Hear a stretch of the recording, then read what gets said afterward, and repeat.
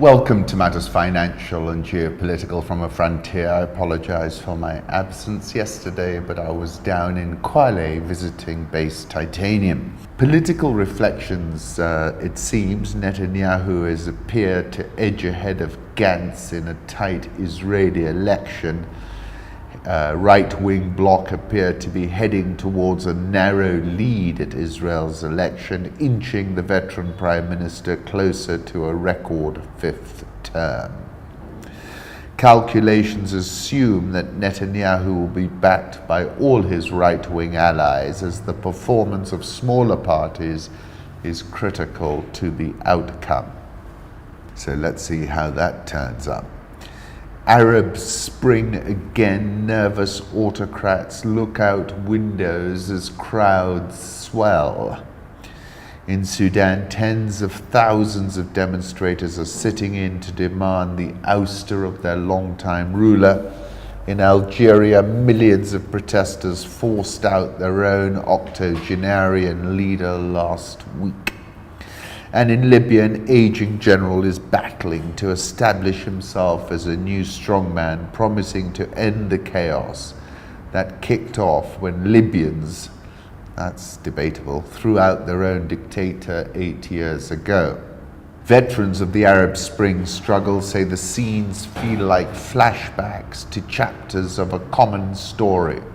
The masses now clamoring for the removal of President Omar Hassan al-Bashir of Sudan evoke the crowds that gathered in Tahrir Square in Cairo or outside the Tunisian Interior Ministry 8 years ago. At the time of the Jasmine Revolution in Tunis, the crowds chanted, "We are not afraid, we're not afraid.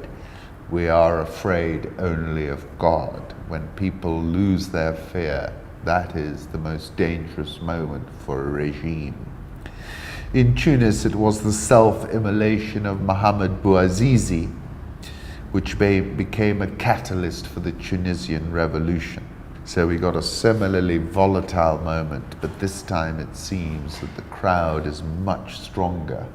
Some guy named Juan is now president of Venezuela because we said so. Iran's military is now a terrorist organization because we said so. Dogs are now cats because we said so. War is peace. Freedom is slavery. Ignorance is strength. Again, going back to my article over the weekend, I cited the petrodollar deep state. And I said it is currently engaged with bringing the Chavismo revolution to heel. I quoted Zbigniew Brzezinski.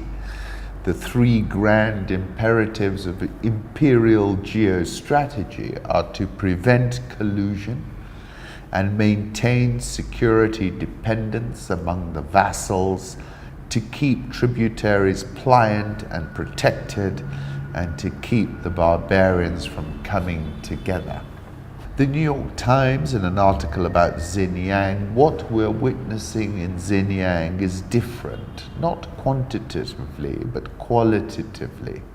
A massive campaign, concerted campaign of coerced socio-cultural re-engineering, he said. It is not so much a crime against physical bodies as it is against souls.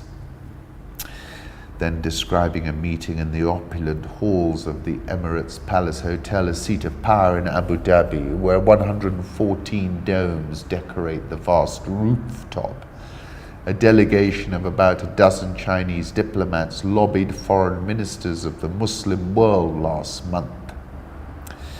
A group of 57 nations, which has been a vocal defender of the Rohingyas and Palestinians, handed Beijing a significant victory. In a resolution on protecting the rights of Muslim minorities around the world, the group praised China for providing care to its Muslim citizens. The Chinese argue that the facilities in Xinjiang are no different from the American military prisons in Guantanamo Bay, Cuba.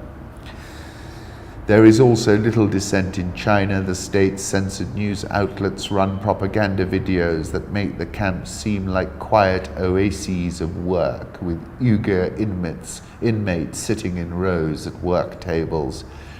We don't feel that global brotherhood from them.